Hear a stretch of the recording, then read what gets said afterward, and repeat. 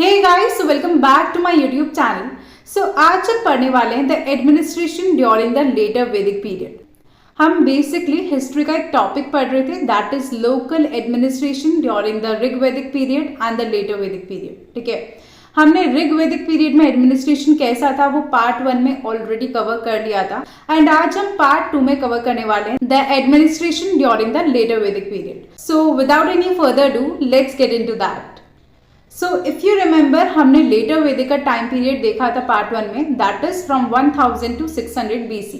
तो later Vedic period में जो सोसाइटी और पॉलिटिक्स थी वो और ज्यादा कॉम्प्लेक्स हो गई। पहले हमने देखा था कि ऋग वैदिक पीरियड में क्या था, किंग कहीं ना कहीं किंग के पास पावर नहीं थी और जो सोसाइटी थी वो क्लैन जन इन सब से मिलकर बनी हुई थी। बट लेटर वैदिक पीरियड में क्या हुआ, जो सोसाइटी और पॉलिटिक्स है वो और ज्यादा कॉम्प्लेक्स हो गई। तो कैसे कॉम्प्लेक्स हुई, क्या सब चेंजेस आए, वो हम देखने वाले हैं। जो विलेजेस थे वो लार्जर हो गए। ठीक है, एग्रीकल्चर जो है मेन ऑक्यूपेशन बन गया एंड किंगडम्स ने ट्राइब्स को रिप्लेस कर दिया। पहले हमने देखा ट्राइब्स हुआ करती थी, है ना, ऋग वैदिक पीरियड में, बट अब जो ट्राइब्स है उसकी जगह क्या आ गए, किंगडम्स आ गए। ठीक है, तो वो सारे चेंजेस आए एंड उसको हम एक एक करके जो है डिटेल में पढ़ने वाले हैं कि क्या एडमिनिस्ट्रेशन में चेंजेस आए during the later Vedic period. तो सबसे पहले अगर हम पॉलिटिकल चेंजेस की बात करें तो जो किंग थे, जो राजन थे, वो और ज्यादा पावरफुल और हेरिडिटरी हो गए।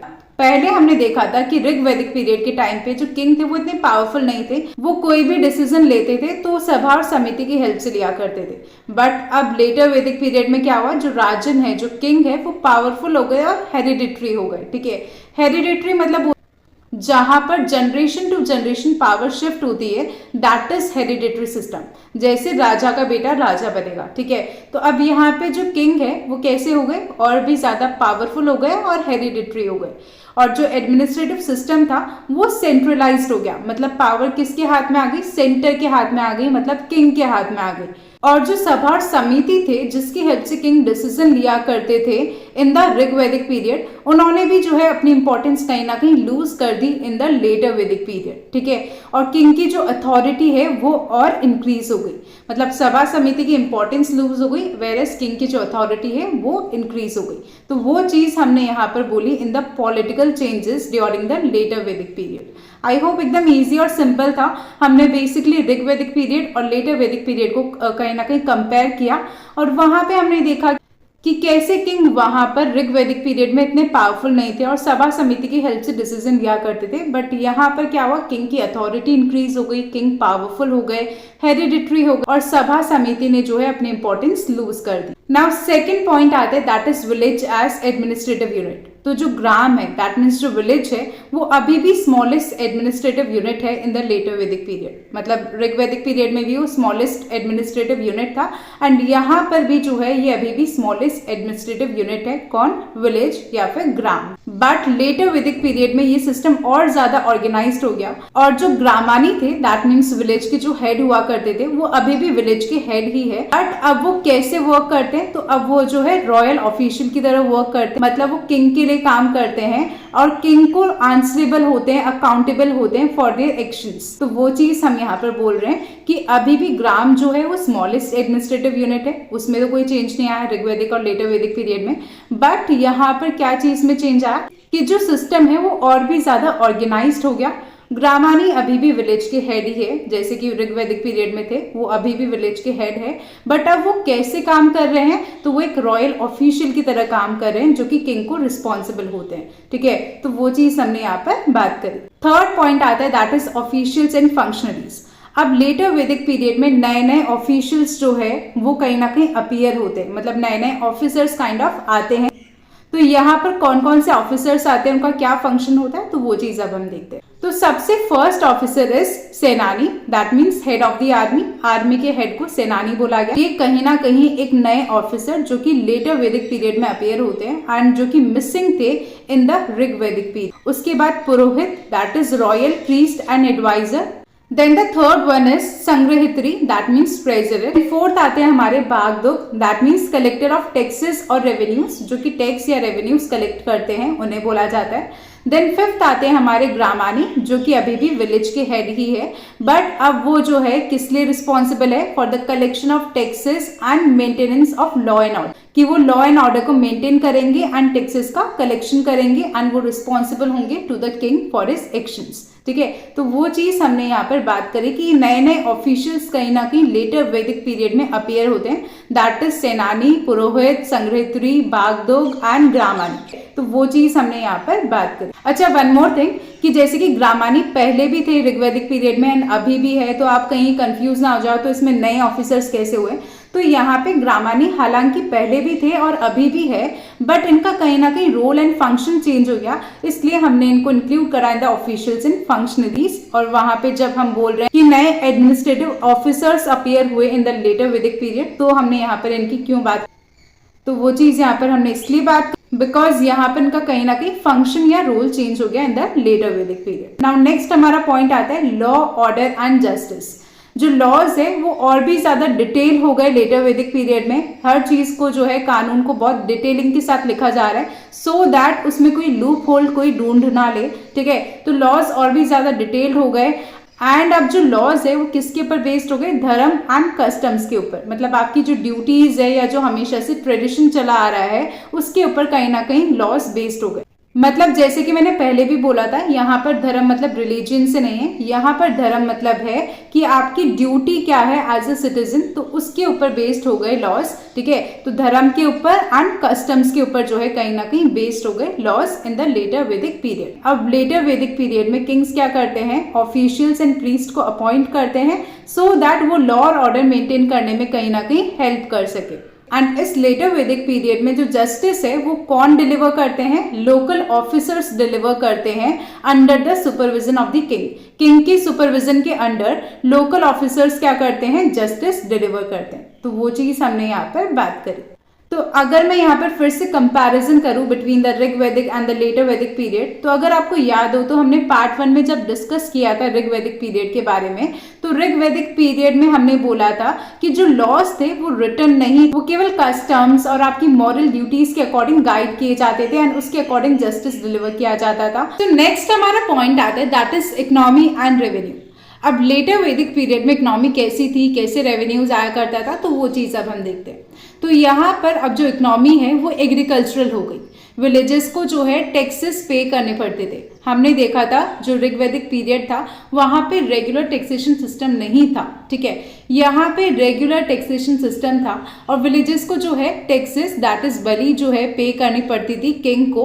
और किस फॉर्म में पे करनी पड़ती थी, तो या तो ग्रेन्स की फॉर्म में या कैटल की फॉर्म में, या आपका जो प्रोडक्शन हुआ है उसमें से आपको प्रोड्यूस जो है कहीं ना कहीं पे करना पड़ेगा। ठीक है, तो यहाँ पर जो विलेजेस है उनको टैक्सेस पे करने पड़ते थे, यहाँ पर रेगुलर टैक्सेशन सिस्टम था। एंड जो ग्रामानी थे वो क्या किया करते थे, वो टैक्सेस कलेक्ट किया करते थे और इंश्योर करा करते थे कि एग्रीकल्चर प्रोडक्टिविटी हो उस विलेज के अंदर। नाउ नेक्स्ट पॉइंट आता है हमारा that is growth of towns and trade. तो अब लेटर वैदिक पीरियड में जो टाउन्स और मार्केट्स है वो धीरे धीरे राइज होने लग गए, उनकी ग्रोथ होने लग गई, वो अपीयर होने लग गए। एंड मार्केट और टाउन की ग्रोथ से क्या हुआ, लोकल ट्रेड एडमिनिस्ट्रेटर्स का भी राइज होने लग गया। बट विलेजेस अभी भी कैसे रहे, कोर रहे सोशल एंड पॉलिटिकल लाइफ के। मतलब यहाँ पे ट्रेड वगैरह, टाउन्स वगैरह ये सब इमर्ज होने लगे, इन सब की ग्रोथ होने लग गई, इतना सब ट्रेड स्टार्ट होने लगे। बट फिर भी विलेज जो है सोशल लाइफ का सेंटर और पॉलिटिकल लाइफ का बेस बना रहा। ठीक है, तो वो चीज हमने यहाँ पर बात करी। नाउ नेक्स्ट हमारा पॉइंट आता है that is decline of popular assemblies. तो जो इंपॉर्टेंस थी सभा और समिति की वो कहीं ना कहीं डिक्लाइन होती जा रही थी, वो धीरे धीरे जो है डिक्लाइन होती जा रही थी। हमने पहले भी ये बात करी कि ये जो लेटर वैदिक पीरियड यहाँ पर किंग की जो है इंपॉर्टेंस बढ़ रही थी, अथॉरिटी बढ़ रही थी, बट जो सभा और समिति की जो इंपॉर्टेंस थी in the Rig Vedic period वो कहीं ना कहीं लेटर वैदिक पीरियड में धीरे धीरे डिक्लाइन होती जा रही थी। So they continue to exist but acted mainly as advisory body. तो वो अभी एग्जिस्ट तो करती थी, ऐसा नहीं है सभा और समिति एकदम गायब हो गई थी, वो एग्जिस्ट तो करती थी, बट उनकी जो इंपॉर्टेंस है लेटर वैदिक पीरियड में वो क्या हो गई थी, एक एडवाइजरी बॉडी की तरह हो गई कि जो एडवाइस देगी। ठीक है, तो ज्यादा इंपॉर्टेंस उनकी रही नहीं इन द लेटर वैदिक पीरियड। ठीक, तो ज्यादा इंपॉर्टेंस रही नहीं उनकी इन the later Vedic period. And अब जो है लेटर वैदिक पीरियड में किंग की अथॉरिटी, जैसे कि मैंने पहले भी बोला था, वो सेंट्रलाइज्ड हो गई थी, मतलब किंग पावरफुल हो गए थे। एंड यहाँ पर जितने भी डेमोक्रेटिक ट्रेडिशंस थे पहले वाले वो सब धीरे धीरे डिक्लाइन होते जा रहे थे।